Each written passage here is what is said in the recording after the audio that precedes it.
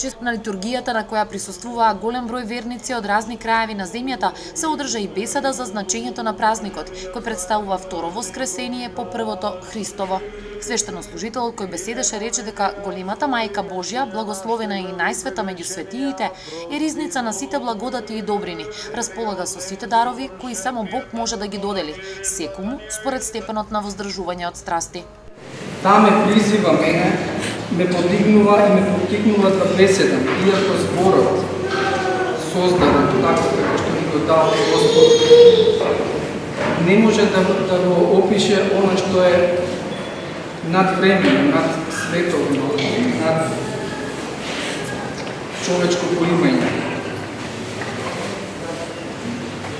Бидејќи ни еден збор не може да го надмине феноменот на останието на Пресвета Богородица.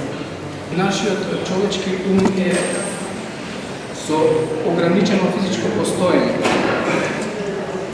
Нашите собствени спознавачки капацитети на свест, на разум, на мисли, на размислување, на расудување не може да го опишат ова денешно удостојување на Пресветата Богородица да застане на страна на престолот Божи.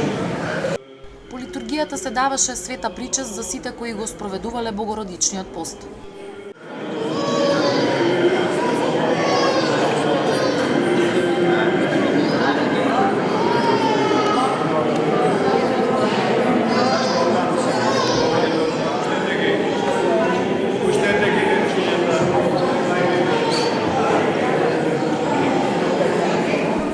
Чествувањето на големиот христијански празник Успение на Пресвета Богородица во Крива Паланка во манастирскиот комплекс Свети Јоаким Осоговски отпочна утринава во 8 часот со света божествена литургија со која чиноначелствуваше митрополитот Кумановско-Осоговски господин доктор Јосиф.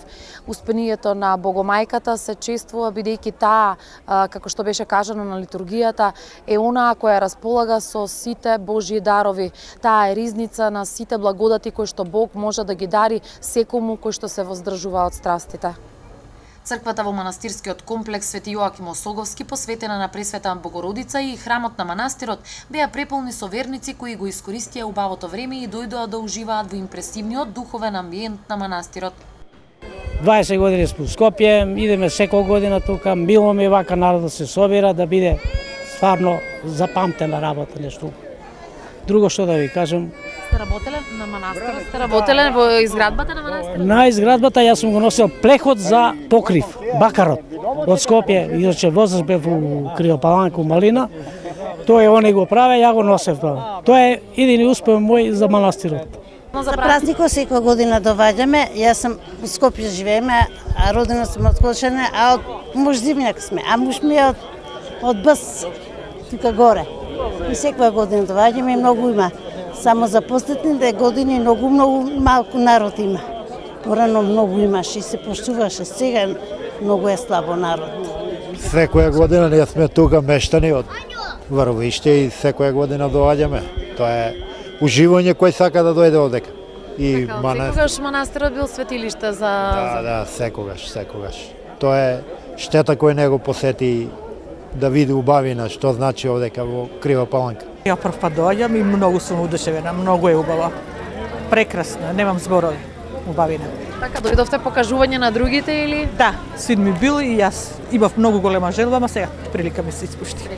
Празнувањето продолжува со служење вечерна богослужба во манастирот која започнува во 18 часот, а по повод чествувањето на Свети Јоаким Осоговски, светецот патрон на манастирот, ќе се одржи утринска божествена литургија со која ќе чиноначалствува владиката Јосиф, пошто во дворот на манастирот ќе биде осветена вода. Во организација на Општинската организација на Црвен крст Крива Паланка и Институтот за трансфузиона медицина од Скопје, во манастирот традиционално се одржува и крводарителска акција.